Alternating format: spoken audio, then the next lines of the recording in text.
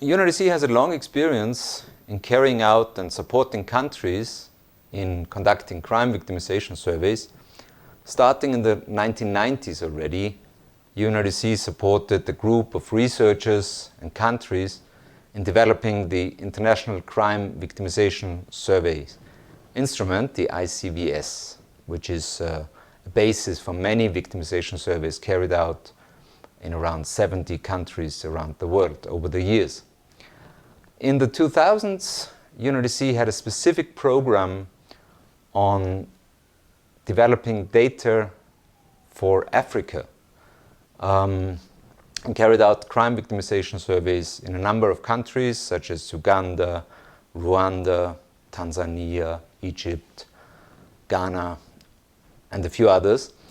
And based on this experience, UNODC collected a group of researchers and experts and countries to develop a manual on crime victimization surveys, which was published in 2010 together with the United Nations Economic Commission for Europe.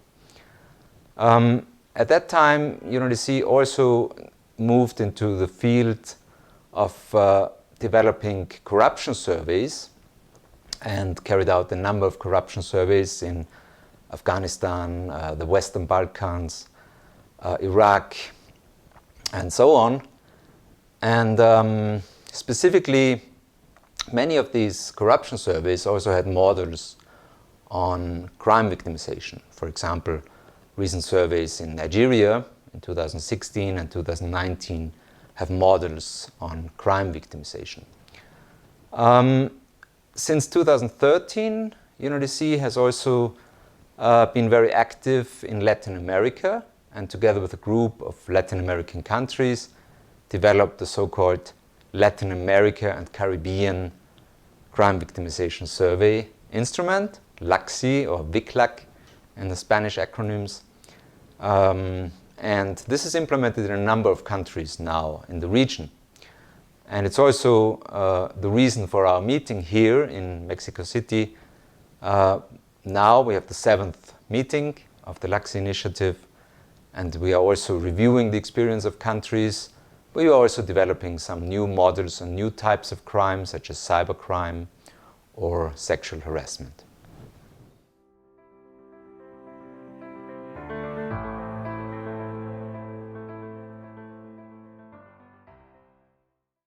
Sexual harassment is an increasingly important topic around the world, especially in the last decade. It has become more and more important. Also, how to measure it. It has become part of the Sustainable Development Goals, and a specific indicator on sexual harassment measures or monitors developments in this field. However, there are not many standards and no survey models on how to measure it exactly, or not standardized ones. A recent survey by the Center of Excellence in Mexico reviewed 50 national crime victimization surveys and found that only 4 of them actually have models on sexual harassment. And they all measure the topic differently, with different questions and with different approaches.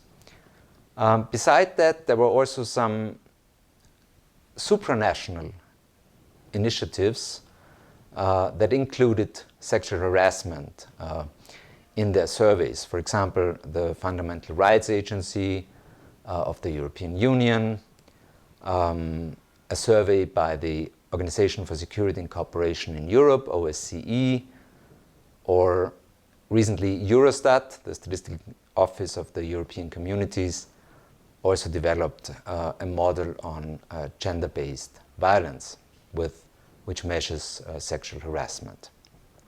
So putting all this together, UNODC is starting to develop a model, a standardized model that draws all these experiences together and becomes a recognized standard for measuring sexual harassment.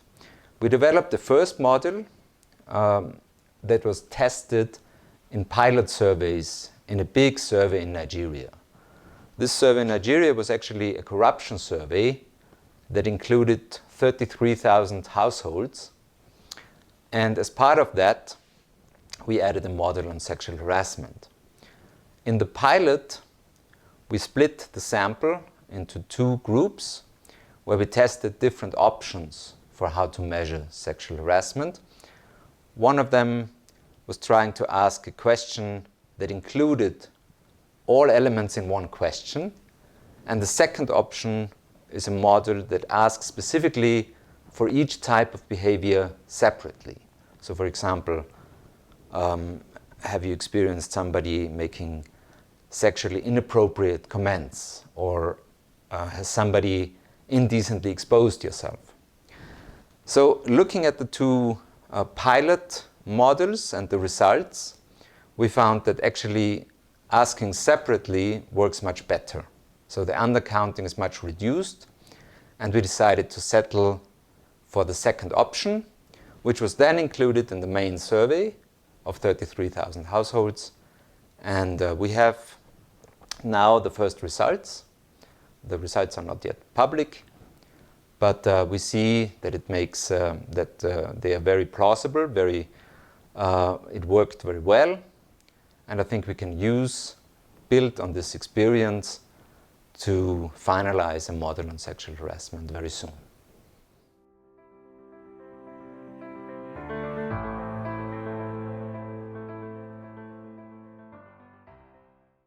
There is a number of areas where UNODC works on developing standards and help countries to improve crime statistics.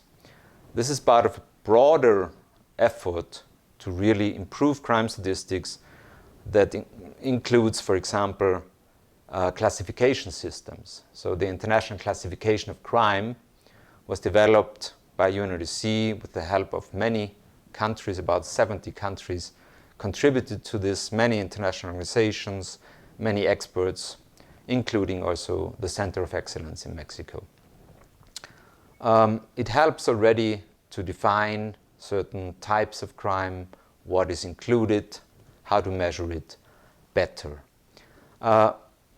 This applies both to administrative data and to crime victimization surveys. Crime victimization surveys, of course, are very important instruments to measure the dark figure of crime. So that part of crime that is not reported and recorded in administrative statistics. More recently, we have focused on indicators for the Sustainable Development Goals.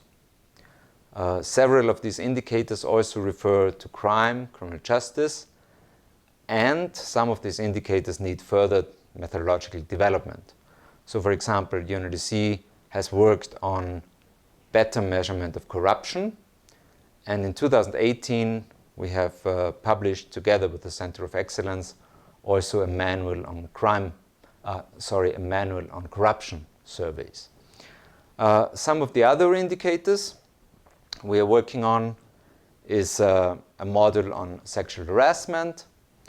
There is also work going on how to measure illicit financial flows. There is work within UNODC that focuses on the extent of trafficking in persons. There has been a new estimation procedure pioneered and developed, the multiple system estimation method. And there are some other areas where UNODC is very active.